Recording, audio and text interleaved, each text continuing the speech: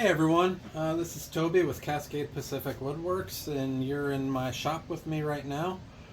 Today I thought I would go over a video on the ins and outs of assembling a case that has mitered corners or mitered joints. So in this case we have a flag box, but this could apply to any mitered joint practically. So this video really served two purposes. One, for other woodworkers who are looking to add new skills to their repertoire to be able to handle miters and joints.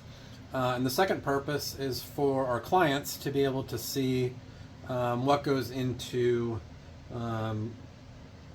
making these pieces of furniture or furnishings for them. So we're going to go over 5 things today. We're going to go over the components of a case. We're going to go over the finishing process of the case. We're going to go over how to do the layout to assemble the case. Then we're going to actually do the glue up of this case, demonstrate that process from beginning to end, and then talk about what comes after that. So let's talk about the case components for a mitered box.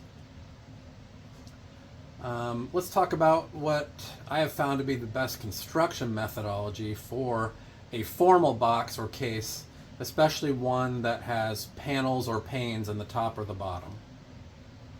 In this case, we're making a triangular flag box. It's going to have a pane in the front right here, so you can see the flag, and then in the back side it's going to have a back panel to enclose everything. So a case like this has a 90-degree corner here and then 2 45-degree corners here, which I picked this one to demonstrate because having a 45-degree corner presents even more complications than a standard miter corner, and I'm going to kind of talk through how we go about that. Now the flag is right over here, and you know, flags are sensitive in nature, especially for the recipients or their families who they're going to, so it's important that those be respected, kept clean, and wrapped up and respected along during this process. However, what I will say is that it's much easier to make a precise case if you have the object, in this case a flag or whatever it is that's going in the case, have it with you in your shop so you can be very accurate and very precise to make sure there's a good, tight, snug fit and everything works together properly. So for this case, we mitered each corner. You can see the miters here, here, and here. Now, why would we do a miter as opposed to just like a straight butt joint? And you know, butt joints are easier to assemble, but they present some problems in a case like this. So a miter, I'll show you here, when you have to have a dado or a rabbet in them, in this case this is the dado for the glass, and back here this is the rabbet for the backing. When you have at the edge here, you can, as this comes out, you can see the edge of this cut.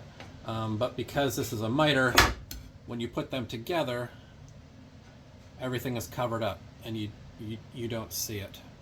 If you were doing a butt joint, straight 90-degree joints, and putting them together, then you would see these things protruding at the end of the joint, which is, of course, we don't want that, especially on something nice such as this. Next I will say is that your angles that you cut in these miters is absolutely critical. You have to get your equipment dialed in, otherwise you're going to just be frustrated. I found that if these angles are off by more than like half a degree or more, then this is just not going to work for you. You're going to see a gap in the joint on either the side or the top, and you won't get a good mating surface of the two faces to go together to glue. So you got to make sure that your equipment is accurate and you're able to make nice good cuts. I make all of my cuts on the table saw. I found that I get the most accuracy that way. I get the least amount of tear out on them, and over the years, that is what has worked best for me after a lot of trial and error and mistakes along the way. Now, by nature, miter joints are weak. When we glue them up, this is still going to be a very weak construction if we just put glue in here, because basically what we're talking about is end grain and a very small surface of end grain matching up with this counterpart of end grain. Not a whole lot of surface there, and end grain, because it absorbs the glue into the pores of the wood, it does not make a strong glue joint.